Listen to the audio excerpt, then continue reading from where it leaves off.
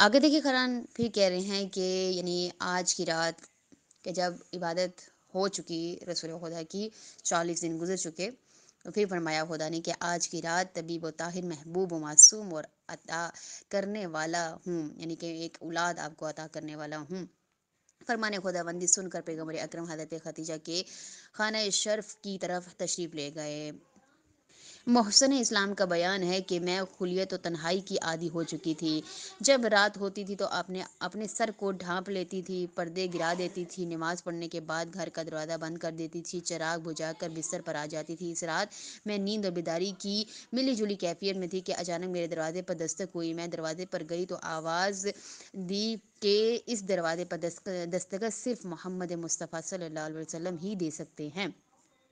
تم دستک دینے والے کون ہو؟ پیغمبر اکرم صلی اللہ علیہ وسلم نے اس بانو اسلام سے پیار و مٹھاس بھرے لہجے میں گفتگو کی، خدیجہ میں محمد ہوں، دروازہ کھولیے۔ جناب سیدہ خدیجہ فرماتی ہیں کہ جب میں نے اللہ کے حبیب کی آواز سنی تو میری مسرت و شادمانی کی انتہا نہ تھی۔ میں نے فوراً دروازہ کھولا۔ پیغمبر اسلام گھر کے اندر تشریف لائے۔ پیغمبر کے معمولات میں سے تھا کہ جب گھر تشریف لاتے تو وضو کے لیے پانی طلب کرتے اور مختصر صورت میں 2 رکعت نماز پڑھتے، پھر بستر پر تشریف لاتے۔ لیکن اس رات جب تشریف لائے تو انہوں نے پانی طلب کیا اور 2 رکعت نماز پڑھی، بلکہ میرے اور ان کے درمیان وہ کچھ ہوا جو عورت اور اس کے شوہر کے درمیان، یعنی کہ ازدواجی رشتہ جو۔